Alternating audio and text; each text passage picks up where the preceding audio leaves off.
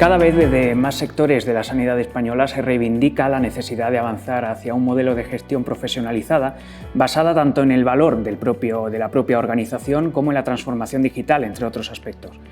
El debate impera en el Sistema Nacional de Salud y hoy tenemos la suerte de contar en Redacción Médica con voces autorizadas del sector que nos ayudarán a situar este modelo de gestión, los retos que representa, así como su grado de implantación en España.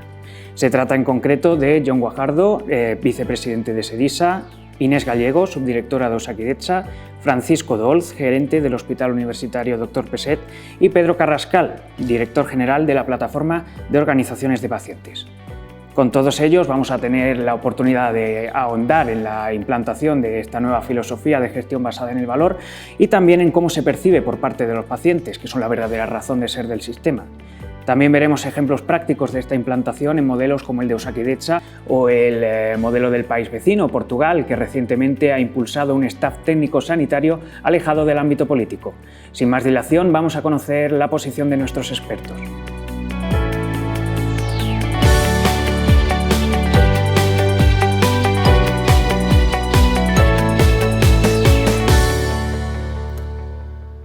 Pues ya estamos en presencia, en compañía, en este caso telemática, de nuestros invitados a este debate sobre la gestión sanitaria basada en el valor. Yo creo que todos estamos de acuerdo en que una buena gestión sanitaria logra salvar vidas, pero para romper un poco digamos, el hielo del debate, Jon, quería consultarle un poco por las claves de esa filosofía. ¿Cómo se puede mejorar tanto la atención al paciente como la eficiencia del sistema sanitario a través de ese modelo de gestión profesionalizada? Lo primero, agradecido a Redacción Médica por poder organizar este debate y poder participar en él. Creo que la gestión basada en valor es uno de los conceptos que más estamos repitiendo en los últimos meses, años ya, y entendiendo que es clave para buscar la mejora de nuestro sistema sanitario.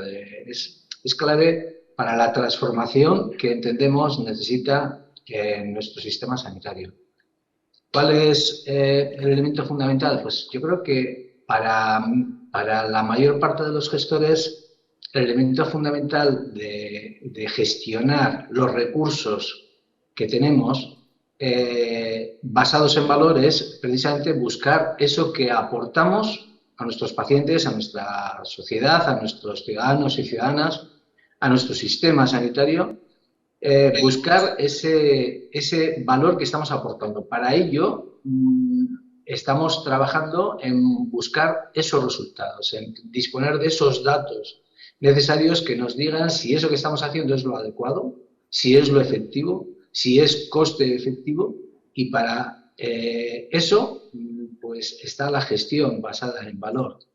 Conceptualmente hemos pasado a disponer solamente de unos datos que sean más bien numéricos de actividad o económicos e incluso clínicos, a también incorporar en ese valor lo que el paciente percibe en cuanto a las actuaciones que hacemos con su salud y en cuanto también a las actuaciones que hacemos en el proceso asistencial.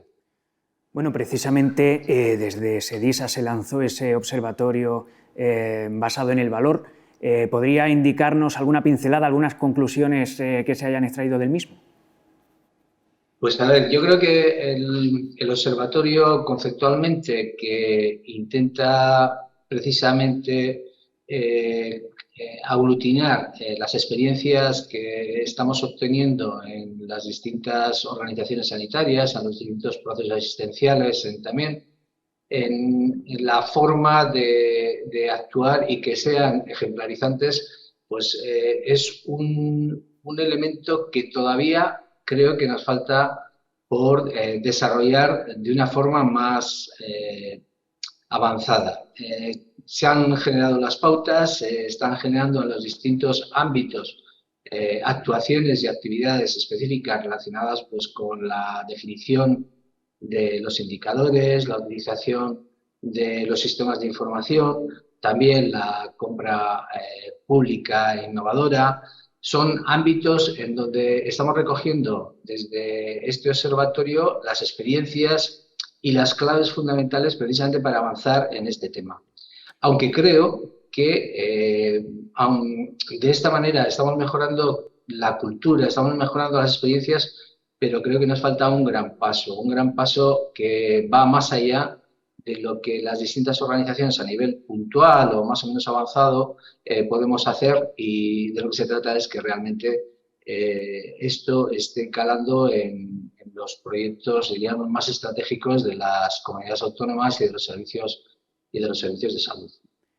Más tarde ahondaremos en esos aspectos, pero quería también consultar el punto de vista desde el otro lado, señor Pedro Carrascal, desde el punto de vista de los pacientes. ¿Qué implicaciones tiene este modelo de gestión sanitaria? Desde el punto de vista del paciente, ¿cuál es ese valor? Muchas gracias por invitarme a participar. La verdad es que es un punto de cambio muy interesante para los pacientes, porque pone las necesidades del paciente más en el centro, en el sistema, no solo el qué se hace y los indicadores que ahora mismo nombraba John sobre la actividad, sino el para qué, ¿no? Y esa centralidad en la que la vida del paciente también cuenta, que precisamente es el beneficiario de las acciones, ¿no? Y de la mejora en salud. Por lo tanto, preguntar al paciente para qué o por qué es necesaria esa intervención, por qué va a cambiar su salud o cuál es su percepción, cambia la percepción de toda la actividad que hacemos en el sistema sanitario. Entendemos que no solo es bueno para el propio paciente, sino que es bueno para el propio sistema, porque al final la forma en la que enfocamos la atención sanitaria va a cambiar. Por lo tanto, para nosotros, que podamos participar integrando este interés y estas necesidades que siguen a veces sin estar cubiertas, muchas veces, pues es muy interesante. En ocasiones la teoría es difícil, más o menos, de llevarla a la práctica. Tenemos la suerte de contar en el debate de hoy, bueno, con dos personas que saben lo que es enfrentarse a ello en el día a día. Por ejemplo, la señora Inés Gallego. Quería consultarle cómo es esa implementación de un modelo más profesionalizado de gestión dentro de un sistema tan grande como es Osakidetza. Hola, buenos días a todas y a todos, y gracias, Redacción Médica, por la invitación. Claro, medicina basada en el valor, o la atención basada en el valor, tiene como 6 principios básicos, ¿no? Y yo creo que el grado de implementación de esos 6 principios es bastante variable y probablemente hablamos poquito de algunos de los elementos, ¿no? Porque además de medir resultados que importan al paciente, como decían John y Pedro, y evaluarlo con la variable coste, también hay otros aspectos muy importantes, como es el tema de las unidades integradas, ¿no? De trabajar alrededor de una patología o de una condición médica y crear ese cambio, esa ruptura de los hilos en una organización sanitaria no es fácil, ¿no? Porque estamos estructurados de esa manera, venimos trabajando de una manera y esa parte es complicada, ¿no? Y ese es también uno de los principios básicos de este enfoque, ¿no? El trabajar por población o por condición médica, depende de cómo lo quieras abordar, y ese cambio no es para nada fácil. Ayuda, sí que es verdad que ayuda mucho a las organizaciones que trabajamos de una manera integrada, que estructuralmente estamos organizadas en OSIS o en organizaciones sanitarias integradas, porque te ayuda a vehiculizar tanto la información como el propio trabajo en red. Pero luego hay otros aspectos que son complicados, ¿no? Pues la propia recogida de la información y, sobre todo, la explotación y la visualización de esa información, ¿no? Que esa parte también es crítico en lo que tiene que ver con medir resultados en salud. Y, desde luego, avanzar hacia pago por resultados, que es otro de los elementos clave de los 6 principios de la medicina basada en el valor. Bueno, pues es incipiente y en algunas organizaciones sí que no. Hay ejemplos en Cataluña de pago por resultados, pero todavía estamos muy en inicio, y ya de financiación por resultados a través de los contratos programa o, ¿no?, de los departamentos de salud, eso todavía lo tenemos mucho más lejos. Pero es verdad que los profesionales lo cogen bien, porque todo el mundo quiere saber, ¿no? Yo entiendo que los profesionales queremos saber lo que estamos haciendo, qué impacto está teniendo. Y de esto va esta historia, ¿no? De medir qué impacto estás generando en los pacientes, ¿no? Entonces, bueno, es complicado, pero yo creo que estamos en ello, estamos trabajando en ello. Luego hablaremos más, ¿eh? Seguro que hay un montón de cosas que podemos comentar, pero sí me gustaba destacar sobre todo lo del tema de la multidisciplinariedad y del equipo, ¿no? De cambiar esa manera de trabajar por silos a trabajar por unidades integradas. Eso no es sencillo. Sin duda lo abordamos, por supuesto, en unos minutos, pero quería también consultar la experiencia que haya podido tener Francisco Dolce en su hospital, cómo se percibe allí este modelo de profesionalización de la gestión.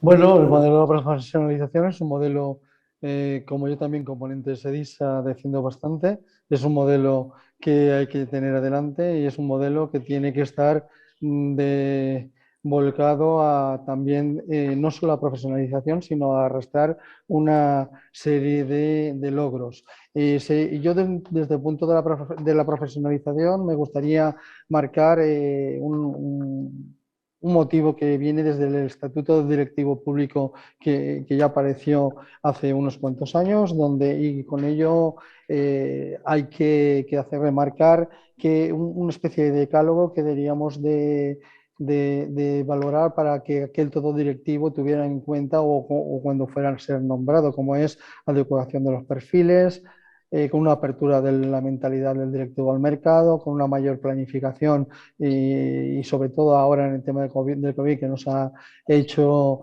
mucho más susceptibles y con nuevas visiones y por lo tanto un nuevo abordaje y una oportunidad. Que exista una autonomía en la gestión, de ahí está el ejemplo del elemento portugués, del plan portugués en cuanto a autonomía de la gestión, nada ligado a políticos.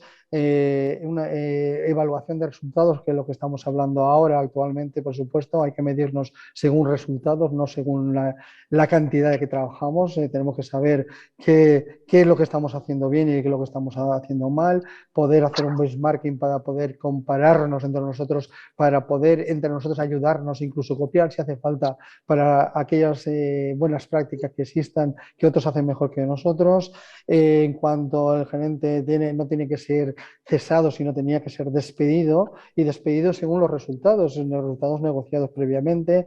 Y por supuesto hay una parte importante que también olvidamos a veces, es que la ciudadanía nos está de alguna manera midiendo de una manera quizás anómala dadas las circunstancias, y por lo tanto deberíamos recuperar la confianza del ciudadano en la función pública y en nuestro quehacer.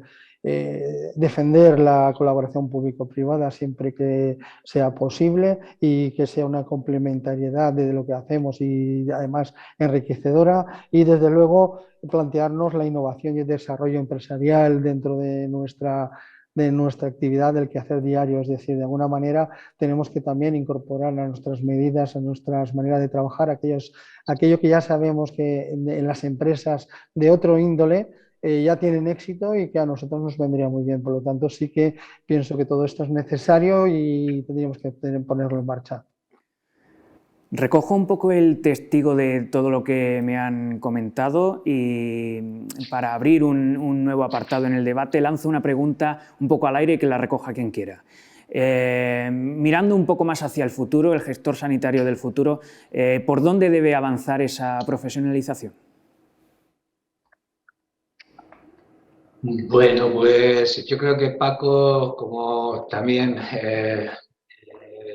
parte de la Junta de SEDISA, en donde precisamente es uno de los aspectos que más estamos trabajando, yo creo que el gestor del ámbito sanitario debería ser lo mismo que el gestor de cualquier gran empresa. Las organizaciones sanitarias, los hospitales, las organizaciones integradas son organizaciones complejas, son organizaciones que generalmente gestionan muchos recursos, tanto en económicos como en humanos. Somos probablemente en la mayor parte de las regiones y de las provincias somos las organizaciones más grandes. Por lo tanto, esa profesionalización lo que debiera de implicar es el que se nos mida y se mida la actuación, la gestión que haces en esas organizaciones por los resultados que importan dentro de lo que es nuestro sistema. Hay que considerar que nosotros, como organizaciones sanitarias públicas que estamos aquí representados, no buscamos un beneficio económico, sino buscamos el gestionar los presupuestos de la mejor manera posible, optimizando, buscando la efectividad, buscando la eficiencia, como se define en la gestión basada en valor. Y en ese sentido, pues se nos tendría que medir para ello y por ello. Y por lo tanto, los gestores del futuro debieran de estar en ese marco, en un marco en donde se clarifica previamente cuáles son los objetivos y se evalúa por esos objetivos. Y los objetivos tienen que ser fundamentalmente de resultados en un sistema sanitario como el que estamos, resultados en salud. Resultados en salud buscando la mejor eficiencia sobre esa efectividad. Creo que es muy importante. La palabra clave en lo que nosotros tenemos que hacer y tenemos que conseguir es que lo que hagamos realmente esté generando valor, no sirva para, no sé, para contemplar cierto tipo de expectativas que en un momento determinado tengan un político o una decisión política, y sí, sin embargo, pues sirvan para lo que estamos. Nosotros como organizaciones sanitarias estamos para dar un servicio a nuestra ciudadanía. Los hospitales, los sistemas, las organizaciones sanitarias públicas no son de un partido o de otro partido, son de la sociedad, son de la población, son de todos y de todas. Y por lo tanto, tenemos que dar buscar ese servicio y por lo tanto que se nos evalúe por eso. Y los profesionales, por lo tanto, tienen que ser gestores que sepan cuáles son los objetivos previamente, que además tengan las competencias adecuadas y que se evalúe por ellos. No sé si tienen algún matiz o alguna puntualización al respecto tanto Pedro como Francisco o Inés.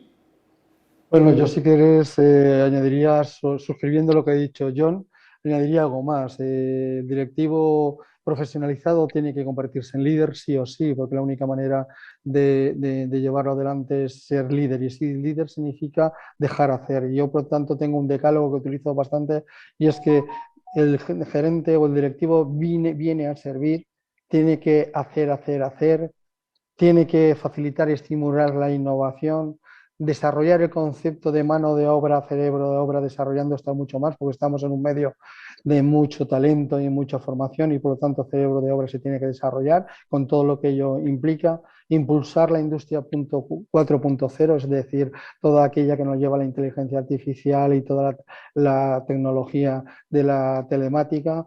Ampliar y aplicar las enseñanzas, que tenía que haber sido lo primero que tenía que haber dicho, de Lord Kelvin en el siglo XIX, que decía: lo que no se define no se puede medir, lo que no se mide no se puede mejorar, lo que no se mejora se degrada siempre. Eso lo tenemos que tener en nuestro ADN. Pero es que además establecer un plan de mejora continua, y eso tiene que ser así, sí o sí. Y por último, muchas veces hay que levantarse, pararse e intentar para ver más allá de lo que hay en el bosque, porque hay muchos árboles que nos dejan y nos impiden ver muchas cosas que hay atrás que tenemos que hacer. Yo creo que este decálogo que acabo de definir más o menos es que nos debe definir bastante mucho cómo debe ser un gestor profesional en el siglo XXI, en un siglo donde mandan los datos y tienen que mandar los resultados. Precisamente en los análisis, los estudios realizados por SEDISA se incide mucho en que ese cambio de la cultura de la gestión sanitaria tiene mucho que ver también con la necesidad de avanzar hacia una transformación digital.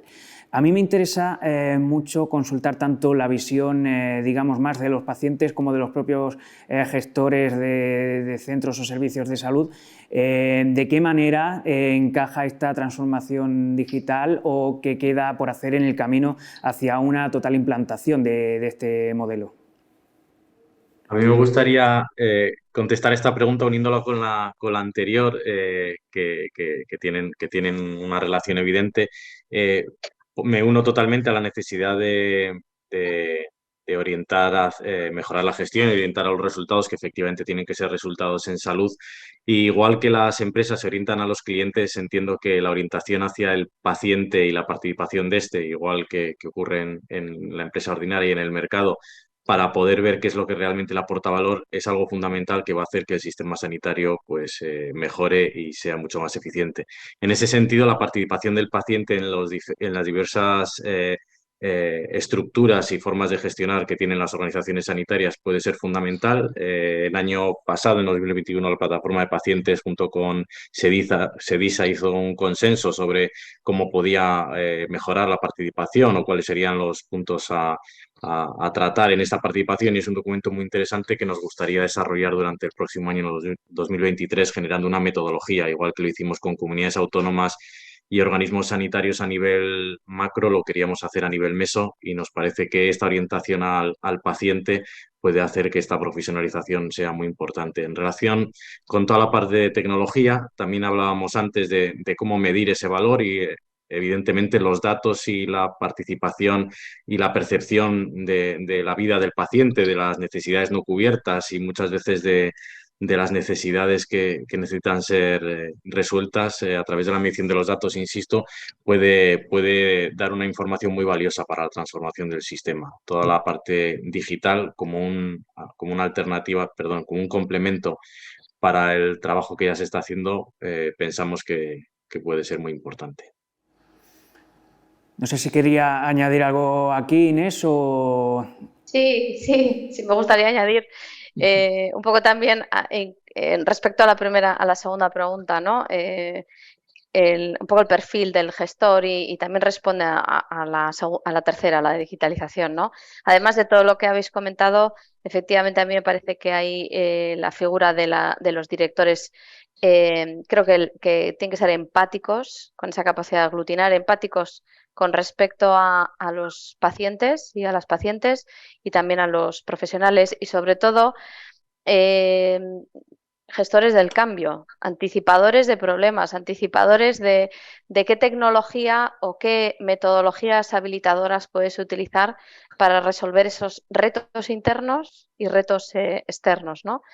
Y ahí la digitalización sí que creo que lo que tiene que hacer es no sustituir lo analógico, sino precisamente darte lo que no te da la analogía. No se trata ahora de que todo lo tengamos que hacer en digital, sino pensar que hasta ahora no éramos capaces de poder tener y esto sí nos lo está dando, ¿no?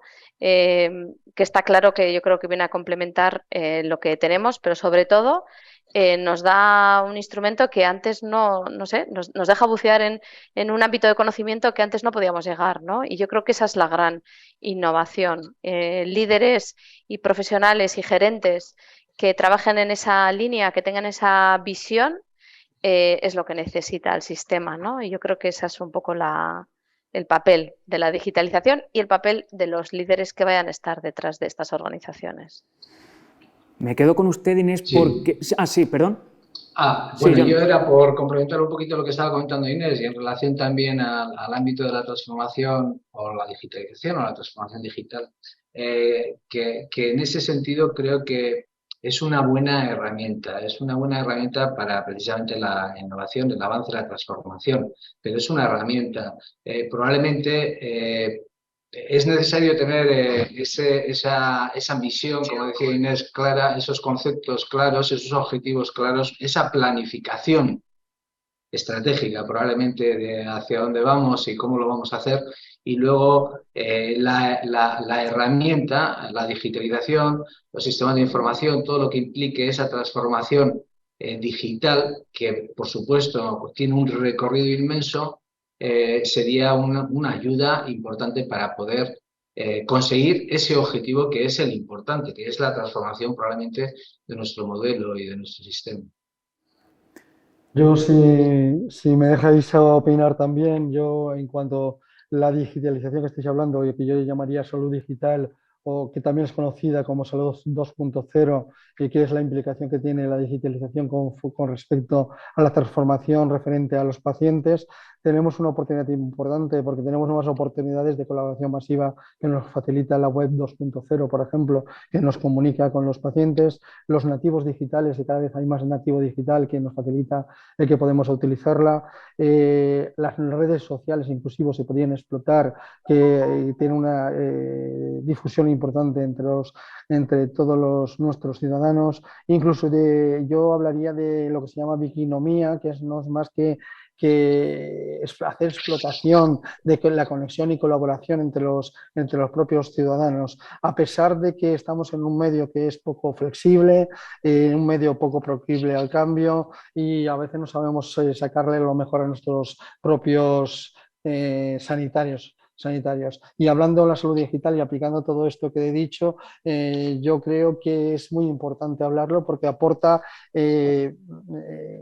puntos importantes son como es la movilidad en la atención, es decir, la atención en el paciente en su casa, la personalización de la atención muy dirigida al paciente y únicamente al paciente que está al otro lado con el que estamos hablando o atendiendo, como es la monitorización del estado de salud a distancia en su propio domicilio, como es y la geolocalización de los recursos para poder ofrecérselo a los usuarios, y como también es la interoperabilidad de todos los procesos que a su vez se pueden poner en marcha para una mejor sanidad. Yo creo que todos estos puntos que constituye la salud digital o salud 2.0 debemos que estar preparados y debemos desarrollar.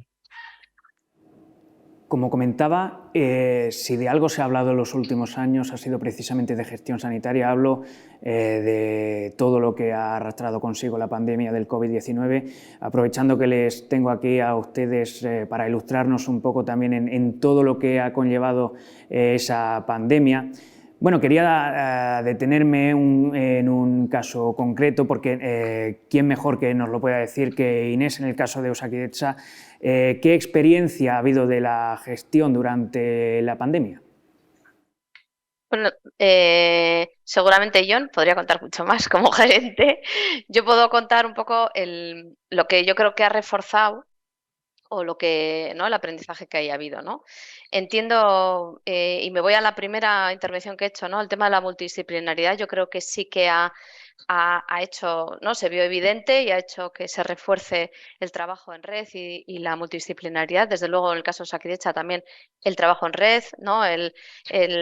Los recursos más en red, las UCIs, el material. Yo creo que todo eso también ha hecho repensar que las cosas se pueden hacer de otra manera y es un poco en lo que se está trabajando. Y supongo que el tema de la gestión del riesgo, la planificación, los planes de contingencias, yo creo que eso antes que se oían los que trabajaban con sistemas de certificación, que les decían eso de la ISO, de la gestión del riesgo y tal, ya no hace falta que te lo diga ninguna norma, ¿no? O sea, parece que sí que ha venido para que, oye, tienes que tener plan A, B, C y D en todo lo que vayas a cometer, ¿no? Yo creo que eso es algo que ha funcionado bien y que ha quedado, ¿no? Y el valor de la predicción, igual por eso estamos ahora tan obsesionados con la gestión del dato y el poder utilizar el dato y lo que estamos viendo es que cada vez están emergiendo más proyectos en los que queremos trabajar en temas de predicción y yo creo que eso, bueno, pues es la lectura positiva. Y creo que John seguro que puede aportar muchísimo más como gerente de la organización. Bueno, yo creo que hay Osakidetza, como el resto de los servicios regionales de salud, pues bueno, pues ha tenido un reto, ¿no? Ha sido un gran reto el que hemos vivido y quizás, pues en ese contexto que comentaba Inés y en ese aprendizaje, creo que el hito más importante a nivel de Osakidetza es que precisamente, pues bueno, pues a raíz de todo esto, pues se están definiendo una estrategia, un plan estratégico, una estrategia precisamente basada en valor, una estrategia en la digitalización, como elementos que, bueno, pues que se han visto necesarios en el acontecer de esta pandemia.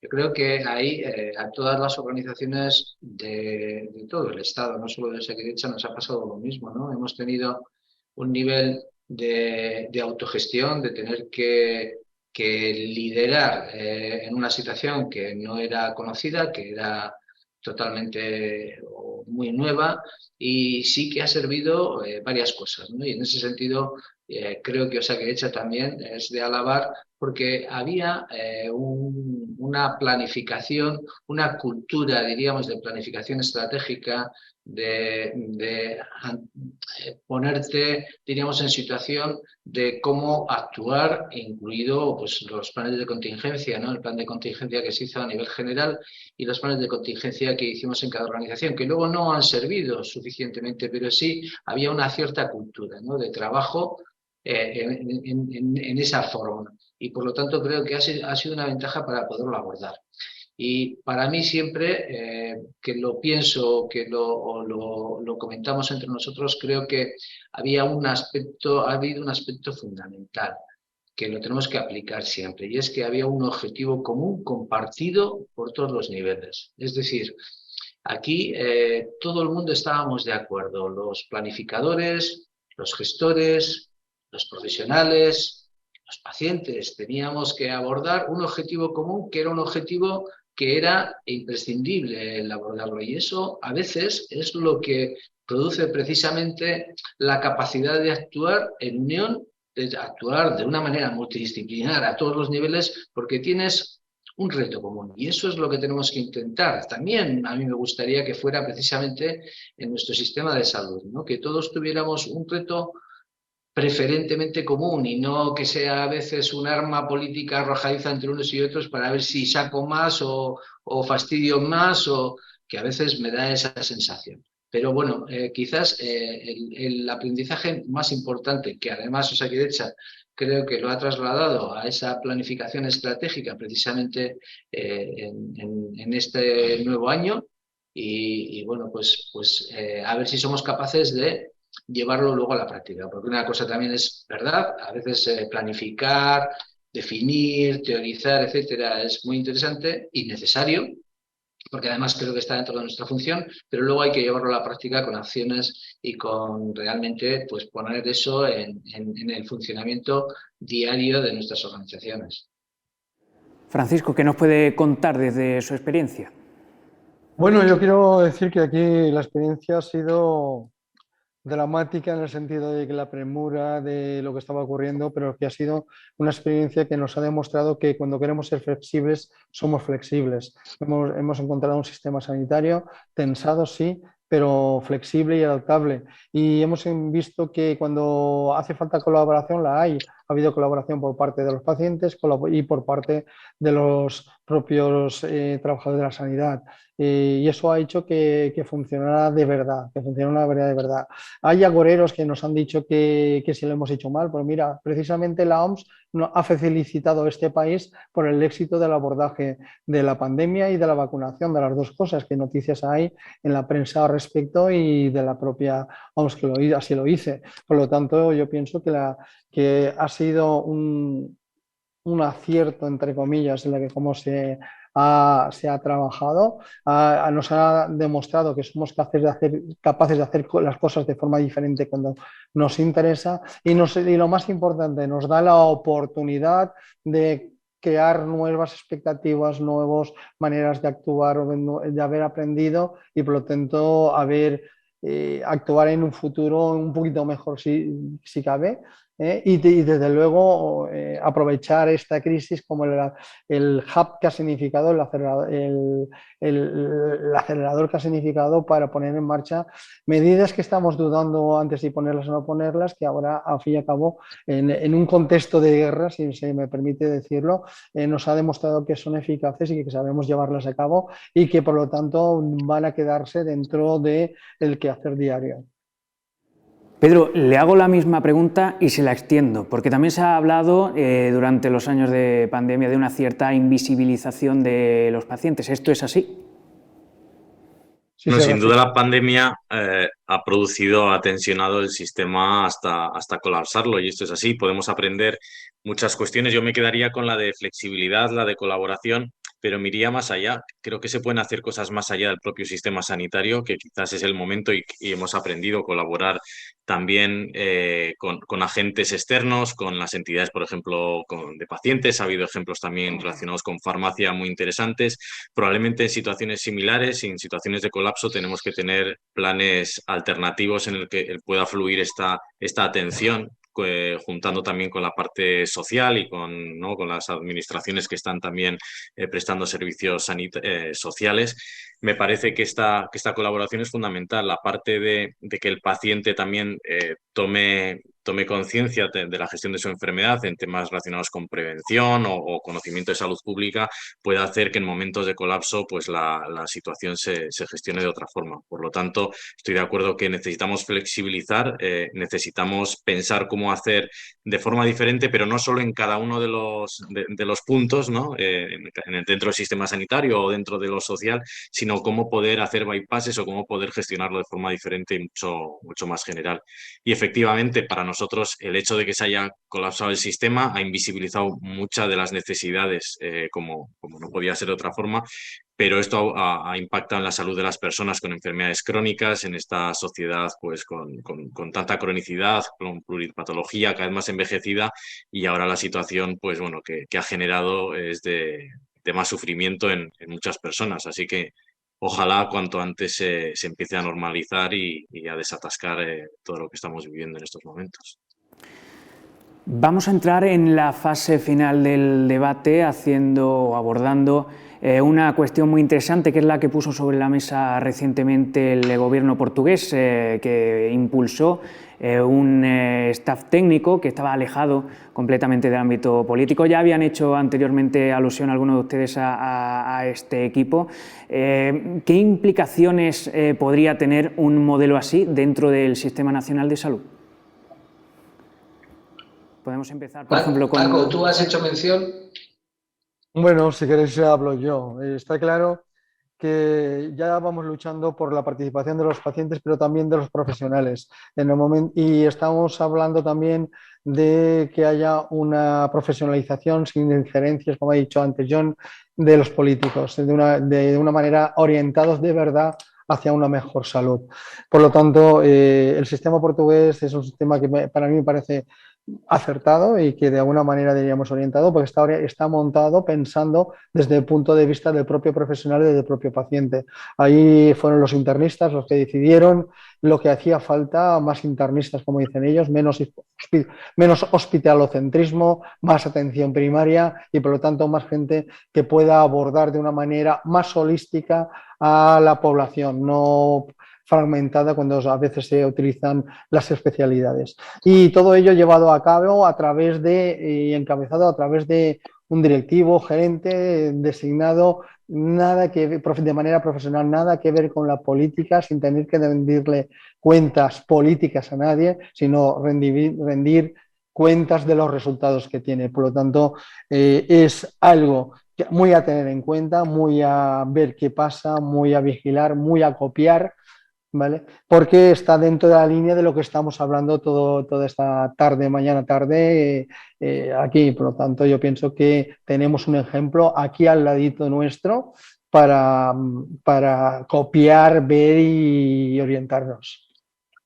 ¿Cómo lo Sí, ves? yo creo que probablemente pues es un modelo que bueno, pues hay que ver cómo se desarrolla, porque es muy nuevo, ¿no? Y hay que ver qué tipo de resultados se pueden obtener, pero desde luego es una apuesta valiente por parte de Portugal.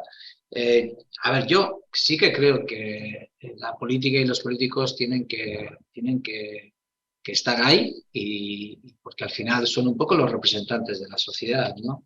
Lo que sucede es que a veces esa política mal interpretada colisiona realmente con lo que es la funcionalidad de lo que tiene que tener un sistema público de salud. Entonces, probablemente dejar en manos de las decisiones técnicas de los técnicos, en el contexto, diríamos, más general, parece que es muy plausible y que es incluso necesario.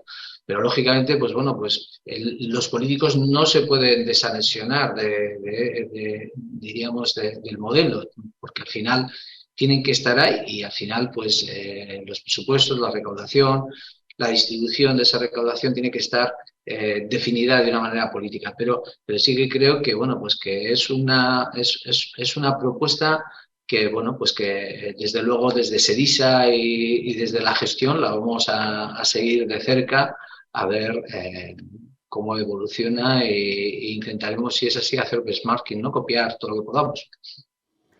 ¿Cuál es su visión, Inés?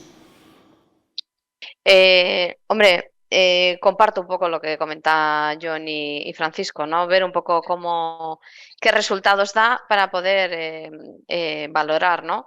Desde luego que es importante y yo creo que la gestión sanitaria es una profesión. Es como, ¿no? Es como en otros sectores, ¿no? Nadie se plantearía esto. Pues es lo mismo, ¿no? Yo entiendo que sí que es necesario incorporar esos criterios. Otra cosa es, bueno, pues ver un poco Portugal cómo resuelve, ¿no? Sería interesante también que hubiera otro tipo de avances. Hablábamos antes del valor, ¿no? Y que a nivel político fuera más un contrato social ¿no? Que más allá de la política, ¿no? Pues que ese tipo de modelos se mantengan y que sea un elemento, que si queremos hacer una transformación, que ese tipo de aspectos sea un contrato, ¿no? Y que digamos, oye, socialmente esto pasa por encima de la política, ¿no? Creemos que es importante medir resultados en salud, creemos que esto es clave para las políticas de salud y pues más allá de quién esté, esto tendría que ser un elemento transformador, porque la transformación del valor no lo puedes hacer en 4 años. Necesitas mucho más recorrido. Y vemos que esto es un tema de largo recorrido. Entonces, sería un elemento como de contrato social, que no sé si es la palabra exacta, pero sería un elemento muy interesante para que esté incorporado en las políticas. A raíz de eso que me comenta, lanzo también una pregunta al aire. ¿Tiene viabilidad implantar un modelo similar aquí en España?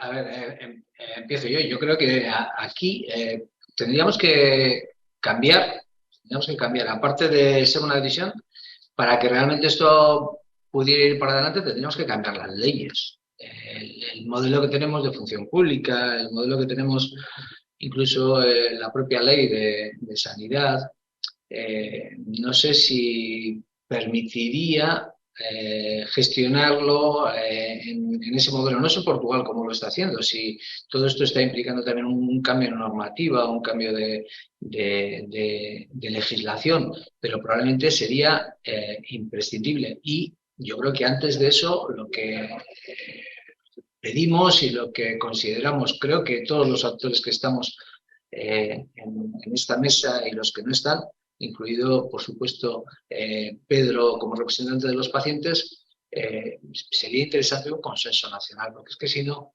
cualquier cosa que se haga, yo lo que vemos en nuestro día a día, si tú intentas mejorar un aspecto de la gestión, un aspecto del sistema, un aspecto del modelo asistencial, por un lado, y lo utilizas como un arma política, que no es eso no es la política, es un arma arrojadiza para que la oposición o el que está en el gobierno o el otro, el de la moto, pues estén y lo utilicen negativamente, pues malamente, porque automáticamente cualquier movimiento que se haga en ese sentido. Yo recuerdo, por ejemplo, y hago un pequeño paréntesis, cuando se intentaron poner en marcha las unidades de gestión clínica, los contratos de gestión clínica en Galicia. A ver, esto es un modelo que tiene todo el sentido el que lo podamos aplicar en cualquiera de las organizaciones sanitarias y en muchas de ellas se está aplicando. Pero si lo intentas generalizar, pues automáticamente se puso en cuestión de que era un modelo de privatización, que era un modelo de no sé qué, y se echó para atrás. Entonces, no me imagino el intentar poner aquí, si no hay un consenso previo y unos objetivos previos, no me imagino poner en marcha un modelo de estos, porque automáticamente quien no esté gobernando, me da igual que sea en un lugar o en otro, lo va a utilizar en contra de él. del propio modelo, del propio sistema. Pues aprovecho y le traslado esa misma pregunta a Pedro Carrascal. Pues estamos de acuerdo. Yo creo que evidentemente el impulso político tiene que existir, porque así es, pero debiera haber un consenso a largo plazo para transformar algo que es muy complejo y que coincido en que no podemos estar cambiando el paso, adaptándonos a las circunstancias políticas que van ocurriendo cada vez que hay elecciones. Por lo tanto, yo creo que esa mezcla, pero sobre todo de impulso político y gestión por parte de quien gestiona el sistema sanitario con una tranquilidad y con un mandato entre todos los agentes implicados y a largo plazo, creo que es lo que necesitamos, porque es que además es imposible hacer cambiar, hacer virar el rumbo de algo tan grande como es la salud y el sistema sanitario en un plazo tan corto. Y estamos como atrapados siempre en las mismas historias, por lo tanto coincido con las opiniones anteriores. Pues como se nos va agotando el tiempo y para dar la oportunidad de rescatar cualquier asunto que no hayamos podido abordar, les iba a pedir a modo de conclusión, pues bueno, pues unas líneas generales, alguna cosa última que quieran aportar. Si les parece, empezamos por Jon. Bueno, pues probablemente se nos quedan muchas cosas en el tintero, porque a mí me hubiera gustado más escucharle más a Pedro, ¿eh? Ya se ha dicho de paso como representante de los pacientes, porque al final creo que nuestro objetivo como organizaciones sanitarias o como sistema de salud, pues es eso, es satisfacer, y precisamente ahí está el valor, ¿no? Satisfacer realmente las necesidades que tiene el paciente y cómo lo percibe y cómo lo vive cuando hacemos nuestras actuaciones o cuando ponemos en marcha nuestros proyectos. Pero bueno, fundamentalmente creo que como conclusión así rápida, creo que necesitamos transformar el sistema. Creo que para ello hay que dar muchos pasos, muchos. Y estamos todavía en el comienzo, a pesar de que ya llevamos años hablando del valor, hablando de los resultados en salud. Necesitamos buscar ese consenso y que además podamos tener los objetivos claros, poderlos medir. En esos objetivos, lógicamente, tienen que estar incorporados, no queda otra, la necesidad de evaluar qué es lo que estamos haciendo y qué resultados obtenemos con nuestra práctica habitual, clínica habitual, cuando estamos hablando de organizaciones sanitarias, o con nuestros resultados poblacionales, cuando estamos hablando desde el modelo, diríamos, más de sistema de salud. Pero tenemos que medir eso, tenemos que saber qué es lo que está ocurriendo. ¿Por qué? Pues porque está claro que tenemos un modelo que no tiene sostenibilidad, por lo menos como lo tenemos actualmente en el largo plazo. Estamos haciendo muchas cosas que no aportan ningún valor al paciente y está demostrado y está publicado. Unos dicen el 25, otros dicen el 30, otros dicen el 40% de las actuaciones que hacemos cada día que no aportan ningún valor o incluso son perjudiciales en nuestra práctica para el paciente. A veces nos dejamos llevar por muchos, diríamos, opiniones, rumores, etcétera, que son infundados. A veces hacemos prácticas motivadas pues, por las influencias que puedan haber de todo tipo, ya no solamente políticas del partido en un momento determinado que quiera potenciar algo y que, bueno, pues que realmente no esté claro qué valor añadido, sino también por los medios de comunicación, también por los proveedores o incluso por los propios pacientes que consideran que cuanto más les hagan, más les pidan, pues, y yo creo que todo eso, estamos en un cambio cultural, que tenemos que pensar en que presupuesto limitado o lo limitado que la sociedad defina, pero no es infinito. Segundo, tenemos que hacer aquello que realmente esté aportando salud, que somos organizaciones sanitarias y que esté aportando salud a nuestros pacientes. Pedro. Sí, hilando con lo que estaba diciendo Jon, tenemos que hacer cosas que no estamos haciendo y probablemente estoy de acuerdo que igual hay que dejar de hacer cosas que estamos haciendo. Ahora se está hablando también de las políticas del no hacer, que a veces pueden ser hasta perjudiciales para los propios pacientes. A mí me gustaría cerrar mi participación insistiendo una vez más en el tema de la participación, más allá del micro, de cómo medimos ese valor y cómo participa el paciente, la participación en cómo hacemos los itinerarios o cómo diseñamos los procesos dentro del sistema sanitario, en ese nivel meso en el que cuando se elabora elaboran los planes de salud o cuando se elaboran los planes estratégicos de los hospitales, que me consta, John, que habéis incluido en el último de forma importante la participación de los pacientes, pero eso de forma estable, más allá de que alguien se acuerde de que hay que incluir a los pacientes, que esto esté organizado y ordenado, que de forma transversal cada vez que se hace algo se tenga en cuenta a los pacientes. Probablemente podríamos ahorrar muchas ineficiencias y podríamos mejorar el sistema. Así que voy a cerrar con esta, subrayar otra vez la importancia de la participación.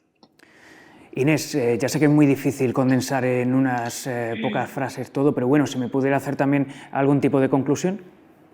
Sí, bueno, rescato, me quedo con lo último que ha dicho Pedro, la participación. En eso creo que tenemos que continuar en la línea en la que ya llevamos un tiempo trabajando y también en lo que ha comentado John, ¿no? El tema de la cultura. Hablar de valor, cuando hablamos de valor, nos está pasando a veces que tenemos el riesgo de quitar valor al valor y es quedarnos solo con resultados, medir y medir, ¿no? Y creo que es muy importante subrayar que hablamos de medir lo que le importa al paciente.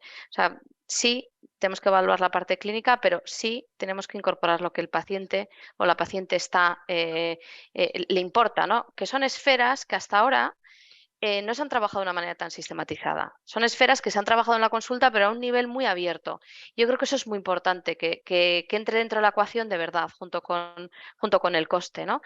Y además, encima, en patologías, ¿no? Estoy pensando en todos los planes oncológicos, en la oncología, ¿no? Que cada vez es más crónico, ¿no? Y cada vez lo hacemos mejor, sobrevive más, hay más supervivencia, pero claro, qué calidad de vida, ¿no? Y qué importante es que eso, lo que tengamos en cuenta que ahora tenemos unos crónicos también diferentes, que empiezan a ser unos crónicos en los que tenemos que trabajar esferas que hasta ahora, pues de una manera tan estructurada y sistematizada no se estaban trabajando, ¿no? Y creo que para esto, como decía, es un camino de largo recorrido y que requiere de que sea un compromiso, un contrato, un compromiso social entre todos, como decía antes Pedro, ¿no? Pacientes, profesionales, gobierno, planes de salud, organizaciones sanitarias y bueno, y la industria también, ¿no? Que tiene ahí también que opinar o que aportar. Entonces, bueno, yo me quedaría con eso, con avanzar hacia un contrato o un compromiso social del valor. Francisco.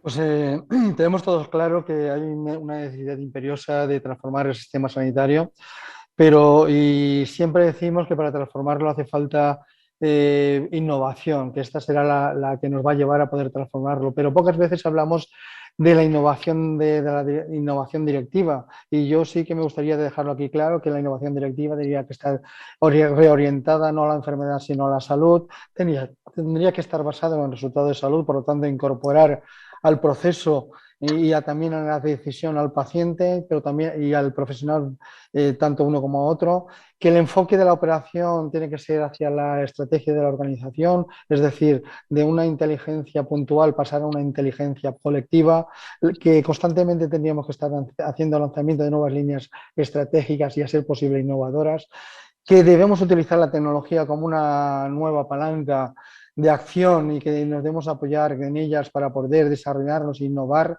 y acercarnos más a nuestros pacientes y cómo no, un plan de mejora continua que nos haga revisar lo que estamos haciendo para que lo hagamos mejor de manera más fehaciente. Y con esto acabo mi participación. Gracias. Pues con eso cerramos este debate de redacción médica. Lo único que me queda es agradecer en nombre de este periódico a nuestros invitados su colaboración y evidentemente, bueno, ha sido un placer contar con su participación. Muchas gracias. Muchas gracias a Redacción Médica. Y evidentemente también agradecer a todas las personas que nos han seguido a través de los canales oficiales de Redacción Médica. Muchas gracias y un saludo. Muchas gracias. Gracias. Hasta luego.